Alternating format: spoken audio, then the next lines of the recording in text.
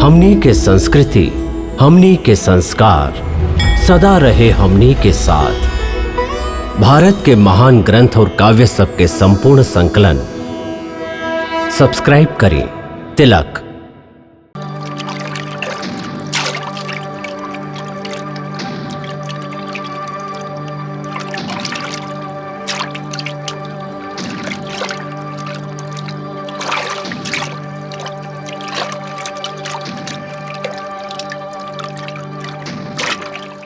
कैसन भयानक षड्यंत्र है। अगर वो समय हम लोग नींद में होती तो सब कुछ भस्म हो जाइत भैया।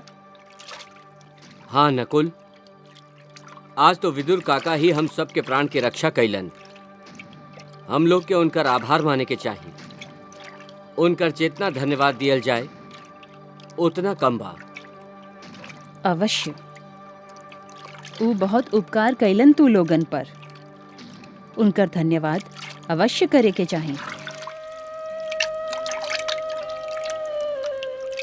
बाकी जे हम सब के प्राण के रक्षा कैलन, उनका भी नमस्कार करे के चाहिए तू लोगन के। केकरा माई? ऊ जे जीवन और मृत्यु दोनों के स्वामी बाड़न, ओ भगवान श्री कृष्ण के।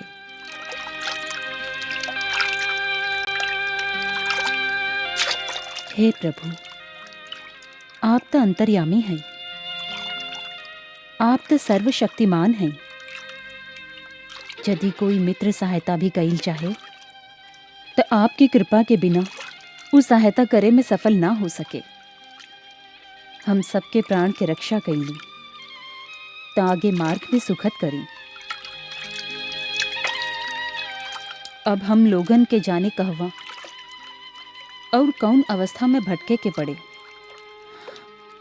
हे दीनानाथ, हमनी जहां भी जौन अवस्था में रही, एह दुखियारी के लइकन पर आपन कृपा दृष्टि बनवले रखब।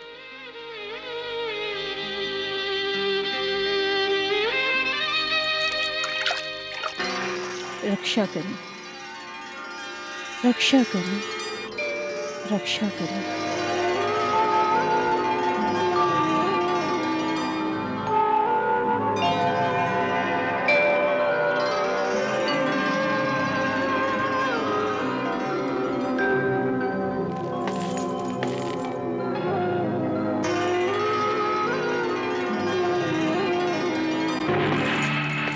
अरे जीजा जी, हम तो लूट गईली।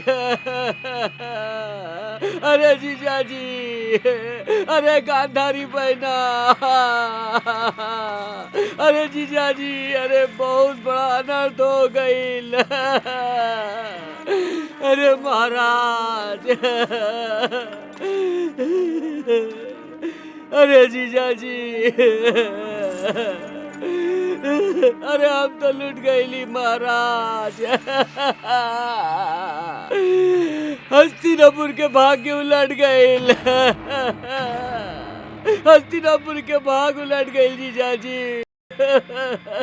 हस्तिनापुर के दीपक बुता गईल।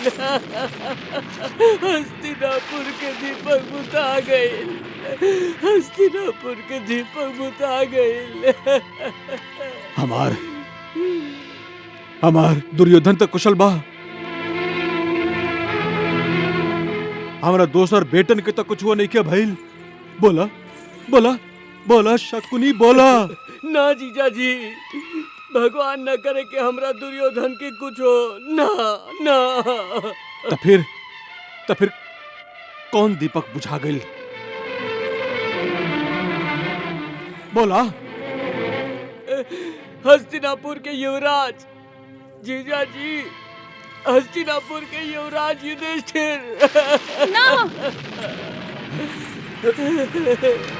युवराज युधिष्ठिर?